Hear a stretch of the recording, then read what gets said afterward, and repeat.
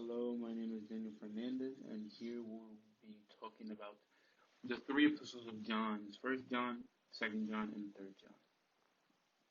And when we speak about First John, to know who the author is of the book, not just because it says John, we can stipulate that the book was written by John. But what we do know is that the author of this epistle was never identified by name, but the Christians, since the beginning of the church, have considered this letter authoritative, believing it was written by John the Apostle.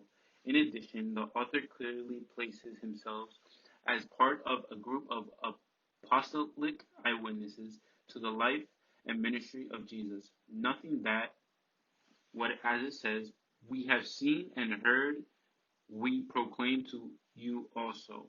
And this is found in 1 John 1:3. And because of this verse, people then tend to believe that it was John who was the one that wrote these epistles. And now we ask, where are we? Like, where was this written? And it doesn't really specify who the recipient is for this letter.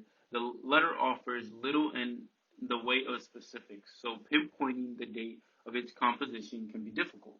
However, its similarity with the gospel composed by John means it was probably written near the same time, a date about AD 90, with John writing from his exile on Patmos ends up being the best proposition. And the importance of this, the first epistle of John. The parallelism in First John are striking for their simplicity. We see a lot of Christ versus Antichrist, light versus darkness, truth versus falsehood, righteousness versus sin, the love of the Father versus the love of the world, the Spirit of God versus the Spirit of the Antichrist. Always this good and evil. You can say it's like this yin yang. John recognized that love comes from God and that he encouraged believers to love one another.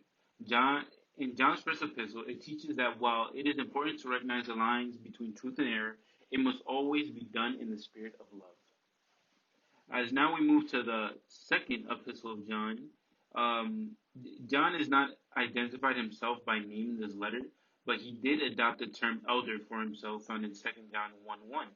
However, the earliest church tradition from the 2nd century on testified in unison that this letter and its companion, John 3, third epistle, were written by the apostle, not by a mysterious and unknown elder. In fact, an apostle using the term elder for himself was not at all unprecedented. Peter did that very thing in his first epistle in 1 Peter 5:1. And to see where we are at, John, again, John offered not a lot of detail in the second epistle, but nothing in the circumstance John discussed in the letter would lead a reader to the time to think that it did not do the same with the churches that received in 1 John. With this letter's thematic similarity in 1 John, the best suggestion also is that it was written from Patmos in 90 AD.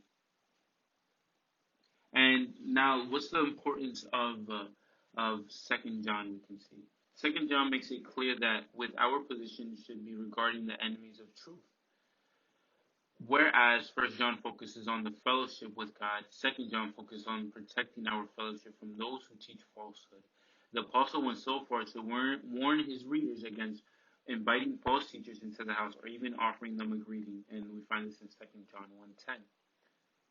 Such practices align the believer with the evildoer, and John was keen on keeping the believers pure from the stain of falsehood and heresy. Now, as we move to the third book of John, we also see that the third book of John is also identified as the elder, which we then will say that it was John who wrote these three epistles. And to see where we also are at, it's the same, we can't pinpoint somewhere exactly, but we are also stipulating that, as I found that it was when John was on Patmos. So we see the importance of the third epistle of John. And it has to do while Gaius was dealing with certain troubles in his area, John wanted to direct him not only in how to respond to the trials, but also how to relate to those who proclaim the truth. John 3's epistles are largely concerned with the issues of fellowship with God, with his enemies of the gospel, and in the case of the third epistle of John, with those who proclaim the truth. John wanted to ensure a warm welcome from the churches to those who traveled around preaching the gospel, offering the hospitality and the send off in a manner